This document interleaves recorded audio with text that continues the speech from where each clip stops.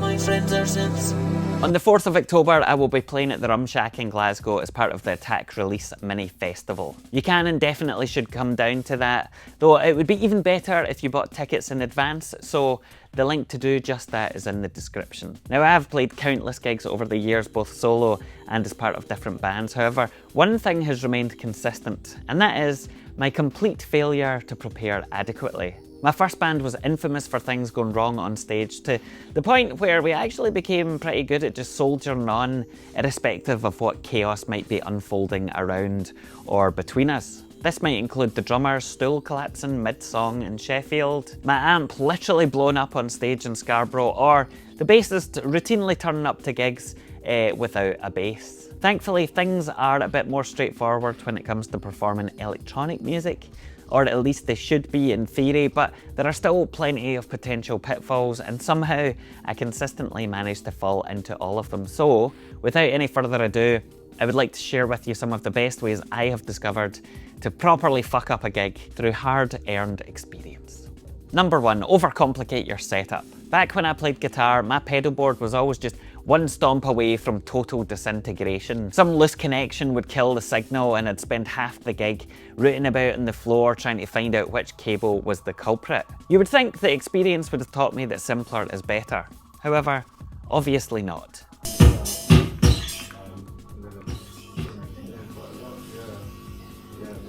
These days my live rig has got more cables than a 1950s telephone exchange, and half of them are plugged into gear so bizarre or obscure that only Heimbach knows what they are. Case in point, instead of running visuals from a laptop like any sane person would in 2025, instead I use a Roland P10 analog video sampler. This thing is pretty rare to say the least, and so old that it only talks to modern projectors through a daisy chain of mystery converter boxes, each of which can, and to be honest usually do, decide to just not work for a myriad of mysterious reasons minutes before a set. This is all, of course, the perfect recipe for a flawless performance. Number 2, one of the very best ways to prepare for a big gig is to introduce a brand new piece of gear into your setup. Ideally less than 24 hours before you go on stage. Science, bitch. While some musicians spend years mastering their instrument, I instead prefer to gamble on the exciting possibilities offered by a completely unfamiliar device.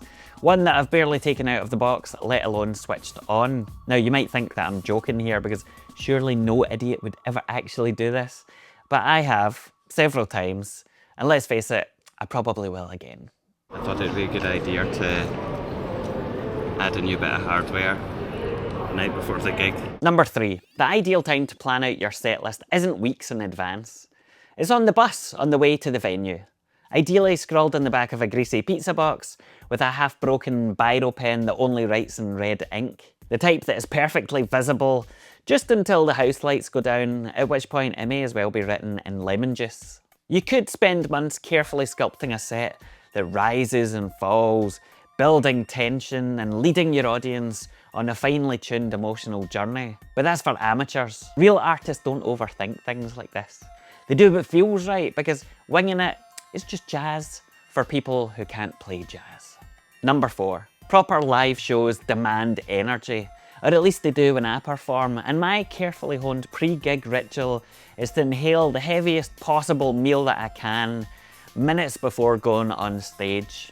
Forget protein shakes or healthy fruit snacks. Nothing helps my obviously aging body limber up more than a full fish supper sliding about inside my stomach. And if I really want to perform at peak athleticism, I'll sometimes upgrade to an extra spicy lamb Rogan Josh. Because what's a live set without some digestive jeopardy? 5, spend more time making videos than working on your set. Because nothing builds confidence more than knowing that your promo video is tighter than your actual performance.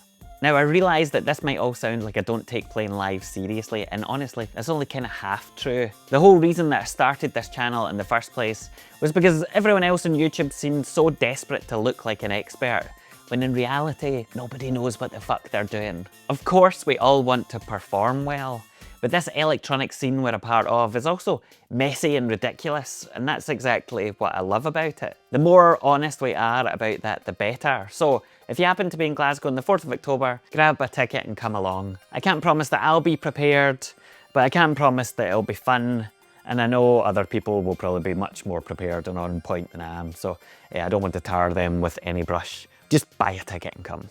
It'll be good.